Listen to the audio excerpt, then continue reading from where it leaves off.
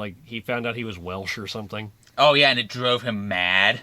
He was, like, so upset by it that he had like, a tiny bit of Welsh in him. Reading this book with that mentality that you told me was hilarious. This podcast is not suitable for children or those who are easily disturbed. Spoiler warning for whatever is in the title of this episode. And now for the obligatory socials. Please like, share and subscribe. You can find the podcast on Twitter at HorrorPod69. You can also follow us on Facebook, Instagram, Slasher and Goodreads. Become part of the Disturbed community by asking for the Facebook group and Discord links. Send dick pics to the Horror of Babylon podcast at gmail.com. Support the show at patreon.com/the Horror of Babylon. In closing, you can let your friends know that the Horror of Babylon is available on YouTube, Apple Podcasts, Spotify, Audible and all other major podcast apps.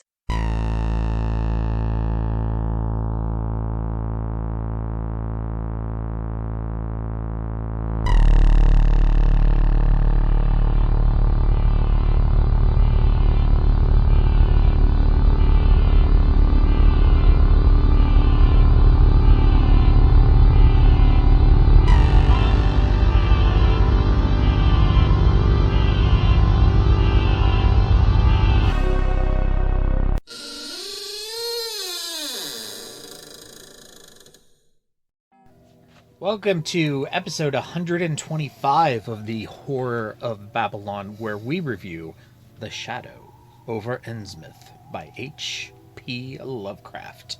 I'm Ryan. With me, as always, is Daniel. Say hello, Daniel. I could kiss you on the mouth for pronouncing that correctly. How else would you pronounce it? I've heard some Innsmouth. I guess. The audio I listened to, he said it like that. He also was saying esoteric. The H.P. Lovecraft Historical Society has a collection of audiobooks that's the complete H.P. Lovecraft produced by the Historical Society. Oh, that's great. Yeah, and it's all one credit on Audible.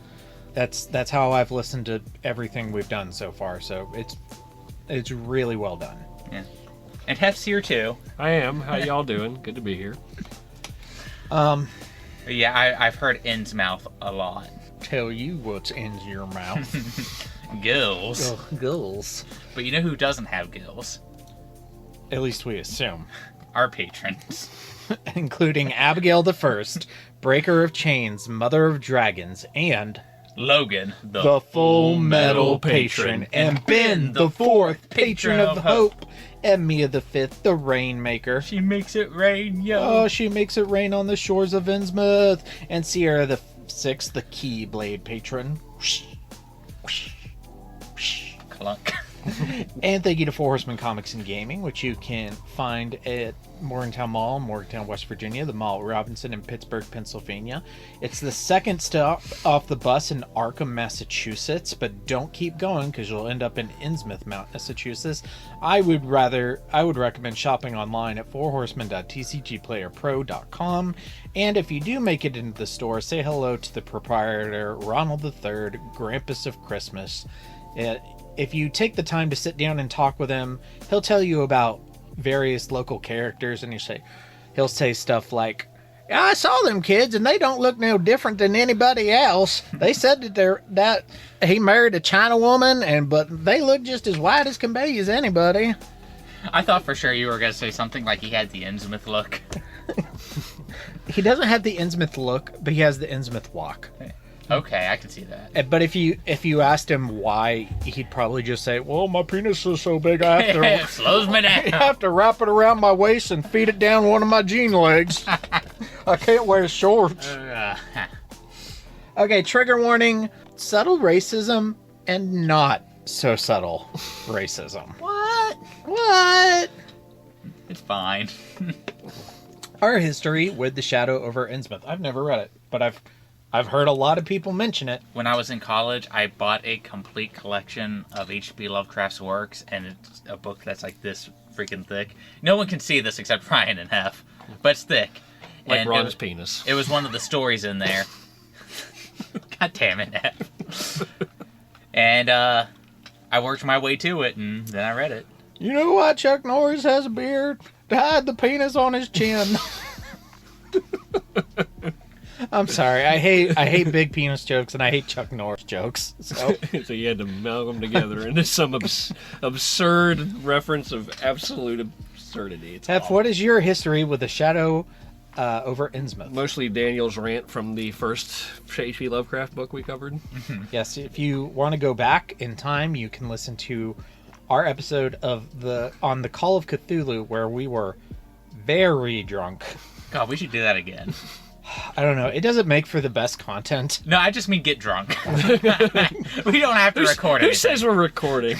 Yeah. If anything, that's the opposite of what you want the authorities to see.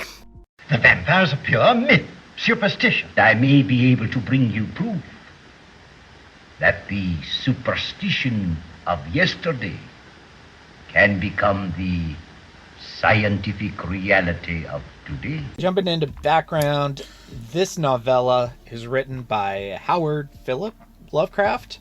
It was published in April of 1936. The Shadow over Innsmouth is the only Lovecraft story that was published as a book during his lifetime. They printed 400 copies of it, but only 200 copies of them were actually bound, and the other 200 copies were destroyed. And apparently, they did a real shitty job with it. Like, it was uneven, and it was really cheaply done, and he was extremely unhappy with it. I can imagine that. I'm pretty sure he was on some sort of spectrum, so anything out of order would have driven him crazy. I was looking into some of the inspirations for the story. Apparently, both of Lovecraft's parents died in a mental hospital. Yep. It gave him a fear of mental degeneration and inheriting flawed DNA from your parents. He was also consistently called ugly and hideous by his mother growing up, and a lot of people have compared how he describes the Innsmouth look to like pictures of himself. Didn't you tell me that, like, also this, you told us, like, this was, like, he found out he was Welsh or something? Oh yeah, and it drove him mad. Like he was like so upset by it that he had like a tiny bit of Welsh in him. Reading this book with that mentality that you told me was hilarious. I have that in structure and themes. We'll get to that. Lovecraft based the town of Innsmouth on the town of Newburyport, Massachusetts. Ouch. Sorry, Newburyport. I'm sure it's a lovely place. And his descriptions of the deep ones have similarities to the sea creatures described in H.G. Wells' short story, Into the Abyss, which in and of itself is a very well, obviously it's not a Lovecraftian title because it came first, but it sounds very Lovecraftian. It's been on my reading list for a long time too. Structure and themes. Thoughts on the structure of this story? Very straightforward. Like, nothing real complicated going on. But that is to its benefit. And this one also has, like, the added benefit of, I think, not being so soaked in the verbiage of Lovecraft, typically. Like, there was a bunch of other ones of his I've read that, like, they're so seeped in, I will say, adjectives, that sometimes it's kind of hard to pull what he's actually saying in it. This one doesn't really have that problem, because it's kind of like this just regular dude just being like, I want to know more about stuff going on over here, and it's, you know, like very linear in the storyline. It's just he goes from point A to point B, and things just get progressively worse as he gets to point B. Especially, like, linear compared to other Lovecraft stories. A lot of his stories are linear in the sense that somebody's recording, like, lining up timelines. Like in the case of Call of Cthulhu, he's compiling all the information he's found over the years. Mm-hmm. Where in this, it's mostly, I'm recording my journey as it happened, in the timeline it happened, and the only flashback is when he's describing what a dude said to him when he said it to him. Yes. So, I think if you're trying to get into Lovecraft, this is one of the better intro ones, just because it's more straightforward. I had a lot easier time with this story than I did with Call of Cthulhu, because I think it is more straightforward, but also because this is the third Lovecraft story I've read. I think I'm getting more used to him. You kind of adapt. It's a lot like when you first start reading classic literature. Mm-hmm. Sometimes there's not a language barrier because it's English, or translated to English. You know what I mean? Yeah. But language evolves over time, so sometimes you don't quite understand the cadence of how people are writing, and you get lost in it. And the more Lovecraft you read, the easier it comes off. The first one I read was for the podcast was The Call of Cthulhu, and I didn't hate it, but I wasn't in love with it either. I struggled with it some. And then I read Reanimator for just kind of for shits and giggles because we were covering the movie as a Four Horsemen bonus episode. And that I enjoyed more, but that was even more than this one. That's a very straightforward story. Yeah. And then I think I liked this one even more. But I imagine if I go back and read Call of Cthulhu, I'll like it more the second time than I did the first time. Just because I've sat in the H.P. Lovecraft hot tub for a while. I think There's a sign that says English only. Because whites only isn't enough if you're Welsh.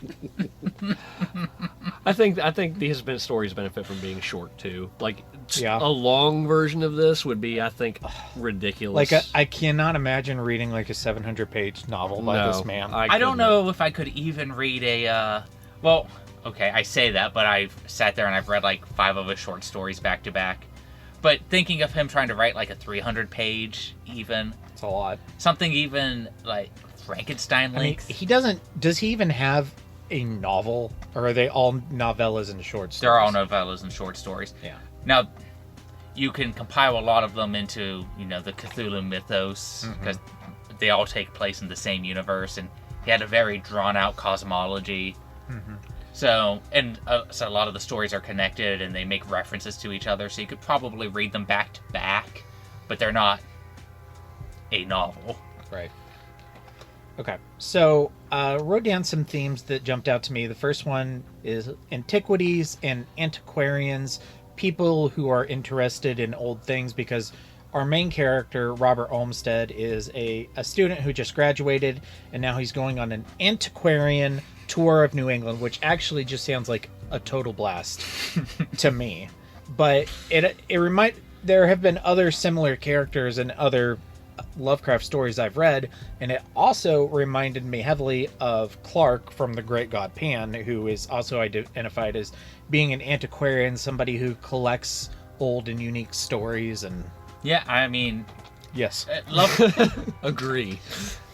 Those are things. Lovecraft doesn't just love intellectuals as his, like, if you want to call them characters. Technically. Yeah. But he loves people who fancy themselves as intellectuals. More intellectual than me. When he said the antiquarian, I thought he was talking about those people that live in that city underwater. That's Relay. That was Atlantis. Relay's the one from the story. Oh. It's where Cthulhu sleeps. But he's also awake. Yeah. It's gonna be a long night. It's okay, I'm not here for very long. Yeah, you're lucky. This is the best thing we're covering tonight. Oh. By a lot. by a lot. Genealogy, inheritance / I have trouble with this word. Miscegenation? Miscegenation? It means like mixing. Okay, let's hear it. Miscegenation. I'm just going to say race mixing. Yeah, that's basically what it is. So, shock and awe, we all know H.P. Lovecraft was a giant racist. And, like, the horror of this book is that there's the underwater peoples who are slowly mixing in with the land peoples, and that's the scary part. So it's like, quote unquote, a metaphor for race mixing. And it's just like, oh, and I have a little bit of Welsh in me.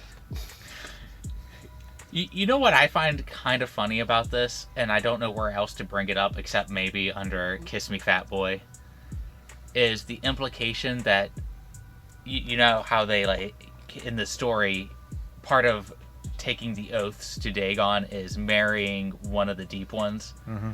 That it implies that the Deep Ones keep wanting the dudes because Obed was one of the first ones to take the oath. So giant fish woman comes up out of the water.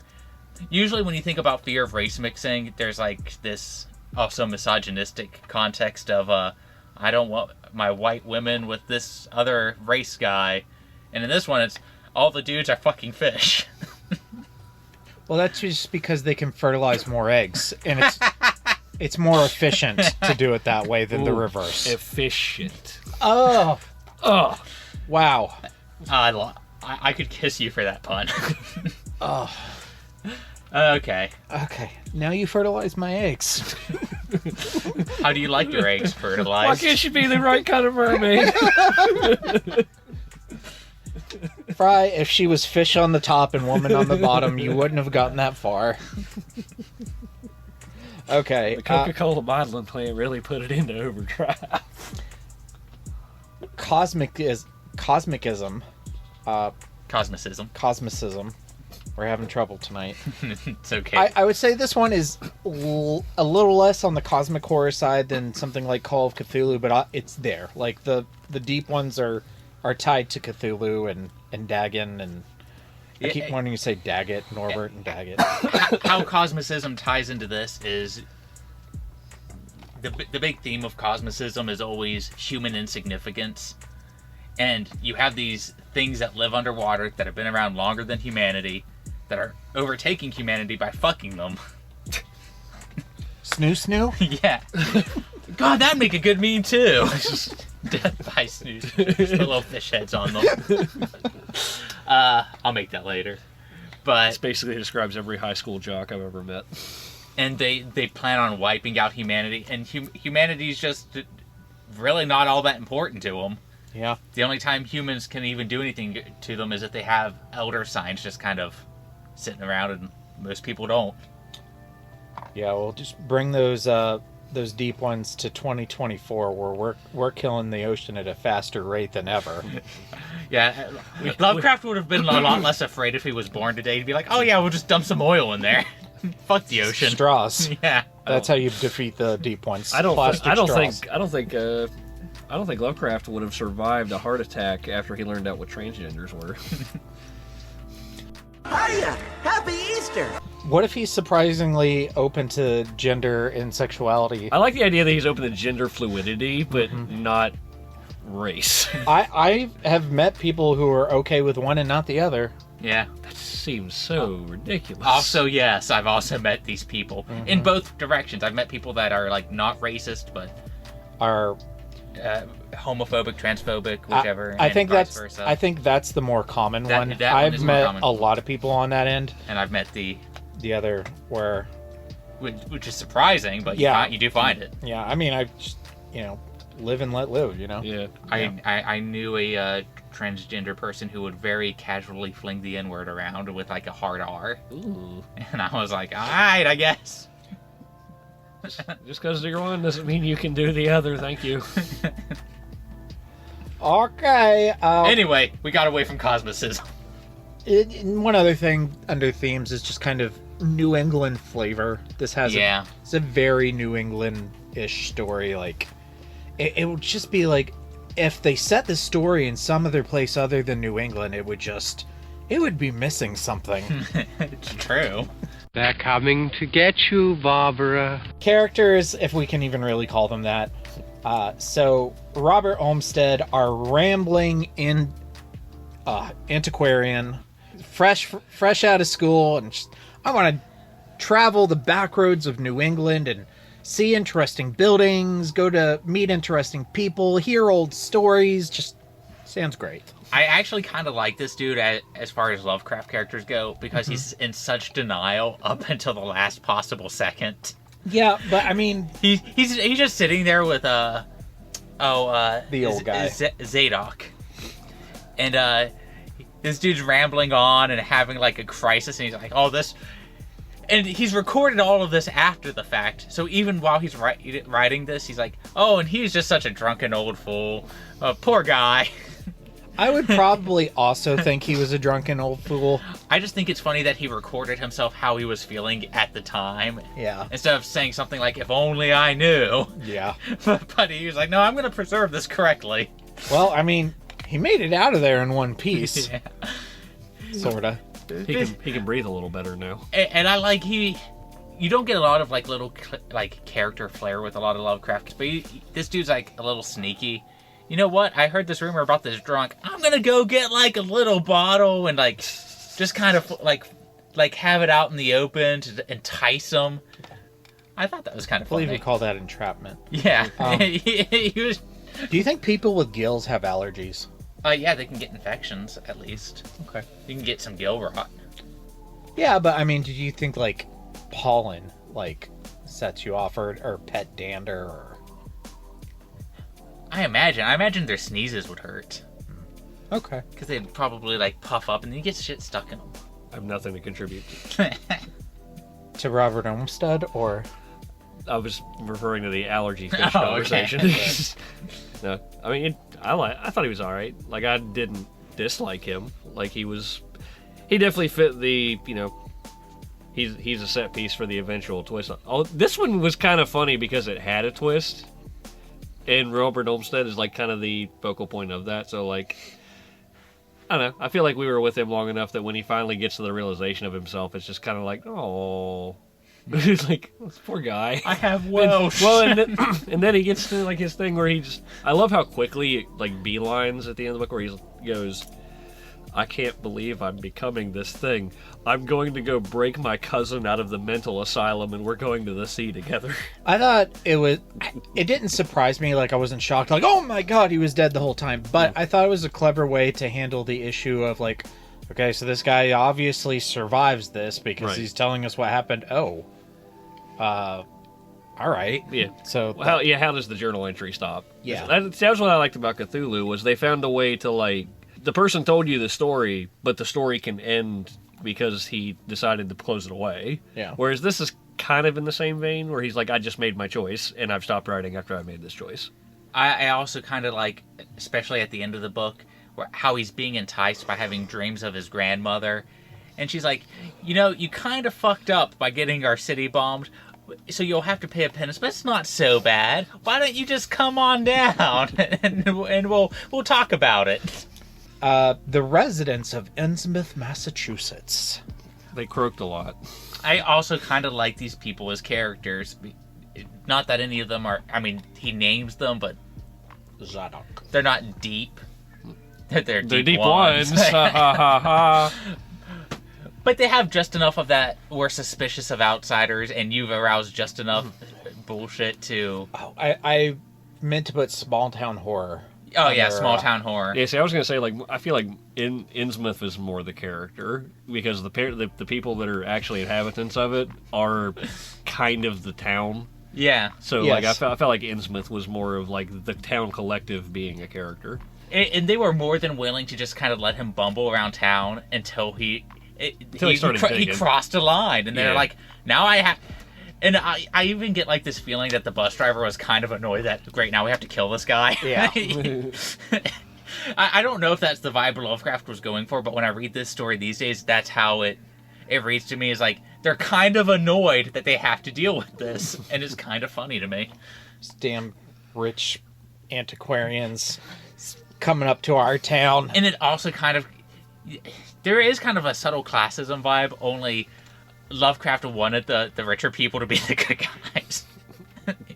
You know, he wanted the intellectual, college-educated person, and, these fishermen, they're gonna murder you. Damn blue-collar fishermen. Yeah. But I don't know, I enjoy it. I enjoy the way that this all comes across. I think probably my favorite part of the book is just, the exploration of Innsmouth and the stories that the guy in Arkham tells him is like when he asks him about Innsmouth, and then the stories that he gets from the grocery Zadok store guy and the grocery store guy, just and him just like describing Innsmouth as he's going through it. Mm-hmm. Yeah, that's all great. Yeah, it's all pretty good. Okay, the deep ones. Question: have either of you guys read Dagon? No. Okay. I saw a couple screenshots. It's a different. They're fine in this story, but if you've read more of the mythos that ties directly into this one, you get more of an appreciation for this. But that would include Dagon, At the Mountains of Madness. I think even The Shadow Out of Time makes some of the references to some of these things. I did not know what these were whenever I went through it. Like, They're mer people. It gets to the end, and I had a hard time understanding exactly what he was saying, because it's like that, it's it's that Lovecraft thing. I can't even begin to look at the horrors. So in my head, I just was like, fish people are fucking enormous. They're fish people. They're fucking. That's what they're doing. I honestly thought this was more descriptive than is usual for him, because he's like, they look like frogs with gills. Well, see, this one. I have the what was it? Mountains of Madness. Mm-hmm. I had the opposite problem, where like when they're describing, like, I think the Shoggoth. The Shoggoth. Mm-hmm. He described it in such detail that I didn't know what I was looking at. I still had to look up a picture anyway, because he went into such detail with it. It doesn't help that it's a constantly shifting, morphing creature. Mm. So people can draw them however they want. Yeah. They're the blob that can have teeth. Right. Yeah. This one was kind of the opposite, where it was just like, he's just watching and it's like, I couldn't tell you what it is. I was just like, okay, some fish fucking. Got it. Which is what I took from it. I don't know if that's what actually happened. I'll lend you the manga sometime. It helps. It helps. All right. I'll kill you all. I'll drive you crazy, and I'll kill you all. I'm every nightmare you ever had. I am your worst dream come true. I'm everything you ever were afraid of. Scary shit. Is this novella scary? I always feel like I have to answer this with the caveat, it depends on what scares you, how much experience you have to horror. And these days I don't think it's that scary. I can definitely see some aspects that might get under people's skin, especially if you're afraid of being Welsh. I do have a fear every time I'm sure a lot of people have a hard time sleeping when they go to a hotel somewhere. Yes. Okay. Not to interrupt, but like when he's like just locking the door and they're starting to come in, home invasion is a big one for me. Yeah, and I think stuff like that comes as close to being contemporarily scary. Yes, yeah. Because that one got me a little bit on edge. Because if I even think I hear a noise when I'm at a hotel, like when I go places with you guys, I shoot up and then I can't sleep. Yeah, I didn't think it was scary. I did really enjoy the siege in the hotel, but that was more like an action scene to me than like a horror scene. Have you ever seen it was the build-up that got to it to me, because he's like prepping all this and it still happens anyway. Like after that it's fine. I like that. It's the anticipation that's going to happen, I think, that really, like, to me would put me on edge. What saved his life was he had like a pocket tool and he could reattach the... No, you like this just because this guy is you, because he carries a pocket tool everywhere and a flashlight. He mentions they carries yeah, a flashlight. he was ready. This is the reason I do this shit. But yeah, those are sort of the caveats I feel like I have. Does it scare me now? Aside from that one very specific fear, no. Yeah, no, it's not very scary. But I haven't found any of his stories to be scary yet so far. Yeah, they're more like conceptually like terrifying, I think. Like they're not outright like scary boo things. It's just like one of those things where if cosmicism is something that's really kind of worrying to you, or like for me, the whole big thing about Lovecraft tales is like anything that like I can't be explained what I'm looking at or what I'm seeing. It's not so much scary, but it's thought-provoking enough that you can kind of like stir yourself up about it. To me, it's like fantasy, but it's too dark and dreary to be fantasy. But it is his own like fantasy world, his own fantasy mythos. And it is exceedingly complex when you start to try to like deconstruct how he viewed his own universe. I don't know if Stephen King ever outright states that something like the dreamscape of Unknown Kadath inspired him, but reading that and now reading the Gunslinger books, they have very similar cosmology. The ending of it, like where they fight Pennywise, has a lot of this kind of... I also think that so many people have built upon what... Lovecraft is one of those sort of foundational writers where maybe he wasn't the first to do it, but he sort of popularized a lot of these ideas. And then other writers went, okay, we can do that, but better. Oh, one more thing. Have either of you guys seen the adaptation of the home invasion that they do for the Call of Cthulhu video game? No. Okay, I'll have to show that to you guys sometime because it's one of the most infuriating video game sequences of all time, but I love it. So. Oh my God, are you Stephen King? No, I'm Dean Koontz. Oh.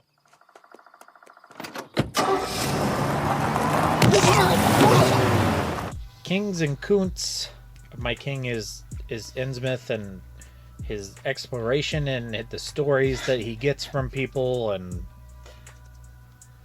Oh, go ahead. I'll go first. My king is actually Daniel, because the entire last leg of that book where he's starting to realize he's a fish person, all I heard in my head was Daniel just saying, and then he found out he was Welsh. And it just made it so much funnier. I completely forgot about that until you guys mentioned it. I don't even remember if it's actually Welsh, but it's some sort of other white person. It was just that just wasn't like English. I just pictured, like, as I'm listening to it, because like I had this weird duality where like I'm listening to, you know, Robert actually going through his little like downtrodden thing, realizing he's a fish person, and then I just simultaneously will picture like H.P. Lovecraft at his desk just doing this, like his pen shaking over the paper because he's just so mad. I'm sure that somebody knows the timeline of like when he found that out and when this was written, and I bet you they're super close.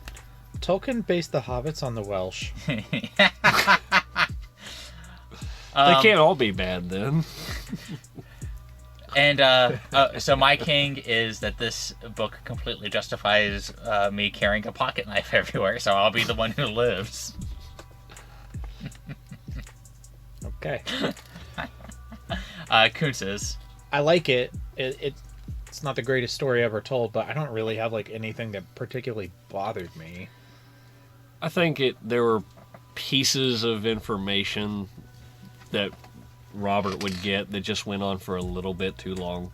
There are some lengthy descriptions of the Innsmouth people that, like, yes, it's interesting, but it just kind of went on for a little bit longer than I would have liked. Go ahead, Daniel. I didn't get to hear a description of what the fish fucking is like, because I wanted to know. Well, it's because he's a sexless intellectual, I believe is what you said. Yeah, that's all of his characters are sexless intellectuals. That's why he couldn't bear to describe it to us. His H.P. Lovecraft's wife described his sexual capacity as perfectly adequate, and for some reason that comes across as more insulting. That is rather precise. Yeah. My Koontz is that Robert Olmsted was from Ohio. Take that, Ohio. Drew Sorry, Drew Carey. Drew Carey, get fucked. I mean, have you been to Cleveland? I have.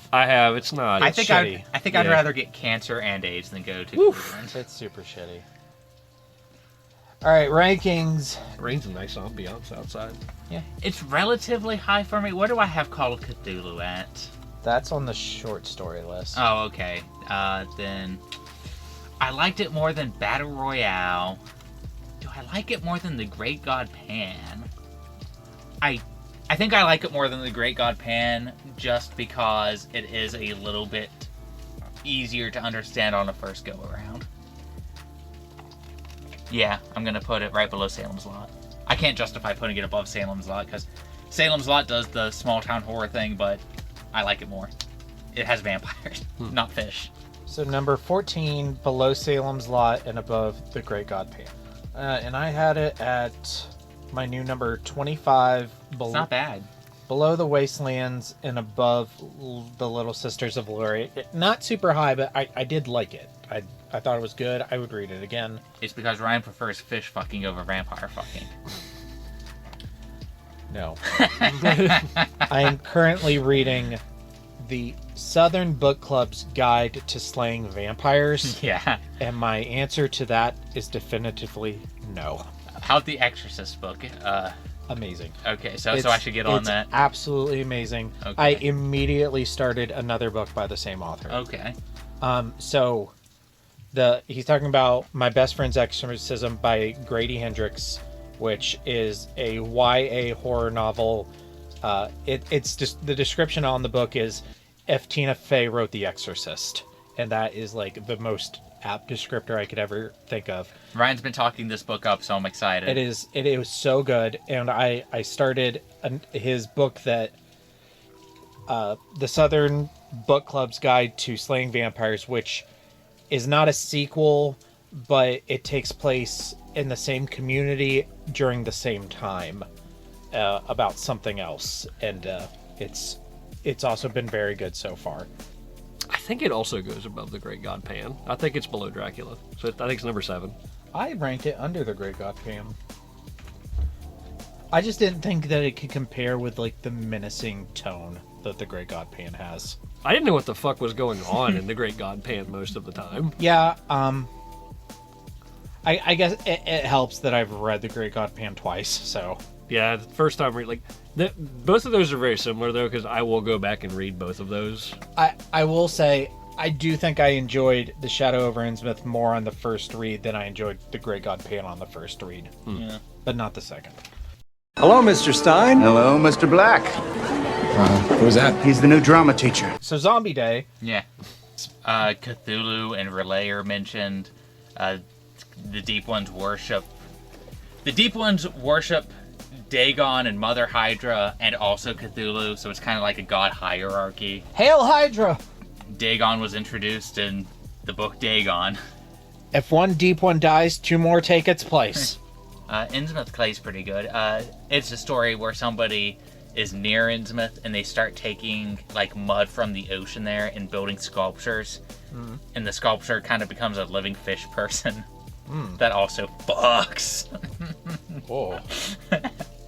I don't remember how much of this is actually true and how much I've just superimposed on my memory of like he builds a golem and it keeps like coming to his bed at night. But I can't remember if that actually happens in the story, if that's something that I've like put into my headcanon of the story. Alright, homework.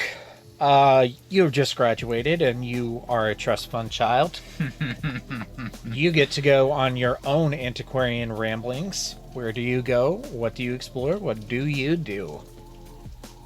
You first. Oh, me first? Yeah. I go to Japan. Because I really want to try to invoke the Japanese version of the Shadow over Innsmouth. So I visit all of their seaport towns until I become the Gaijin, and then I find out I have a little bit of Japanese in me, and that drives me to madness. I go to Arlen, Texas, in order to find the Pygmalion, the greatest threat to our natural world when it becomes, between the barriers of things, because clearly he's supernatural. So I go to find all the Arlen, denizens and see what they know about the Pygmalion. The Channel 84 preferred term is Arlenites. All right, Shug.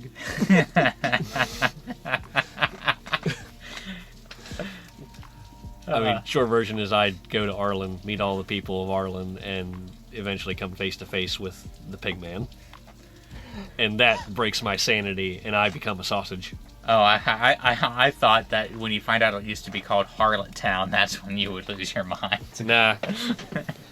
Nancy has a headache and requires treatment. It will take 1 hour. And someone get me a bottle of Spumante.